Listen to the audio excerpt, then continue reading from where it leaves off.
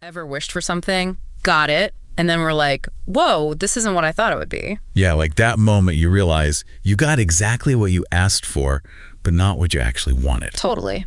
And that's kind of what we're diving into today with this story, the farmer who wanted to become a king. Oh, I love this one. It's like a classic, be careful what you wish for kind of thing, you know? Right. It's from this Best of Fiction collection I was reading, and it really makes you think.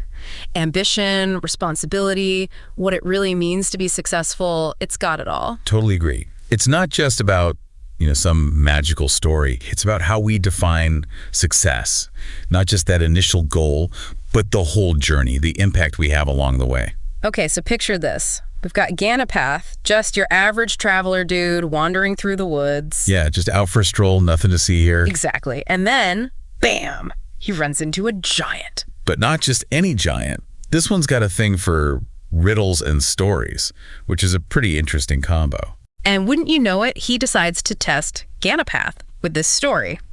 And it's a story with some pretty high stakes. Definitely high stakes. Yeah. And that's where our ambitious farmer Raghav comes in. He's hit a rough patch, drought's killing his crops, the drill. Tough break. Tough break is right. And naturally, he's desperate. So when this magical golden bird shows up offering a wish, Raghav's all over it. And what does he wish for? What else? To be king. Classic. Total classic. I mean, it's such a human desire, right? Wanting power, comfort, that grass is always greener kind of life. But here's the thing. It never is it? Nope. As we get deeper into Raghav's reign, we see how that desire, that initial, I want it all for me kind of thinking, it really backfires. Big time. Dude goes full on palace life, feasts every night, totally forgets about his people. Forgets is an understatement. He completely neglects them. There's this one part, they describe his kingdom like a withered plant. Really powerful image, right? Oh yeah, definitely hits hard. So Raghav's having the time of his life, but his kingdom's going to pot. You'd think that's when he gets his comeuppance, right? Like dethroned, exiled, something dramatic. You'd think so, right? But that's not what happens at all. Instead, something way more interesting goes down. He has this total change of heart. Like he finally sees that withered plant. Wow, so he wakes up. But at that point, how much damage has he done? Is it too little, too late? That is the million-dollar question. And that's where the giant, remember him, he finishes the story and turns to Ganappath with a real head-scratcher. Did Raghav deserve praise? Even though he started out totally selfish. It really makes you think, doesn't it? Like, how much does that starting point really matter? Versus, the whole journey, the impact someone ends up having. Right, because it's not so black and white. It'd be easy if Raghav stayed this power-hungry king. But he turned it around, became the leader his kingdom needed, even if it was kind of late in the game. Exactly. So where does that leave us? And that's where Ganappath's answer comes in. It's not about where you start, he says. It's where you end up. Interesting. So it's about the growth, the change. Totally. Like messing up is part of it. You learn from it, right? You choose a better path. Makes sense. Reminds me of that saying, gotta do it wrong to do it right, or something like that. We've all had those withered plant moments. Well, for sure. Like that project you pour everything into, but other stuff falls apart. Been there. Or even just knowing you should be doing something better, but... Exactly. But it's about catching yourself, right? Yeah. Making that choice to do better. Like Raghav realizing, hold up, being king isn't just about the cool parties. It's about my people. That's huge, that shift. Wanting something for selfish reasons versus something that helps everyone, even yourself in the end. Right. That's what fuels real change, I think. Not just a quick fix. See, this is why this story sticks with you. It's not just kings and kingdoms, it's us. We all struggle with ambition, responsibility, wanting more, but also having the potential to grow, to be better.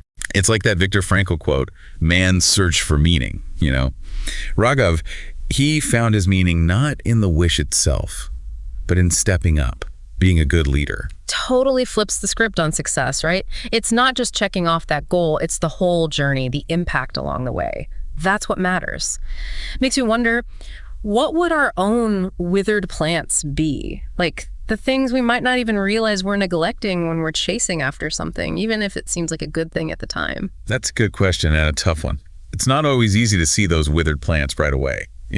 It's like you need that moment of stepping back, like Raghav did, to really see the bigger picture, to see what our choices are actually creating. Absolutely. Yeah. And sometimes you don't even realize it until someone or something makes you look. Makes you think about that John Wooden quote, "Success is peace of mind, which is a direct result of self-satisfaction in knowing you made the effort to become the best of which you are capable."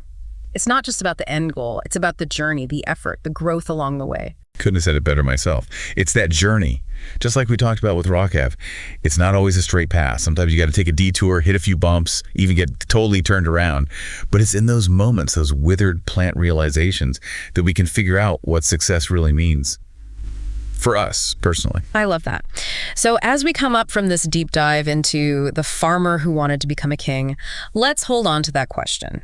If you were face to face with that golden bird, one wish away from your deepest desire, what would you choose?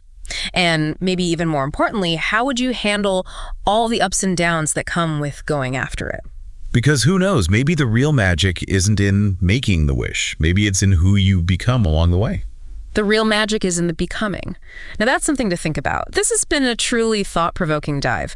Until next time, keep those minds open and keep exploring those new possibilities.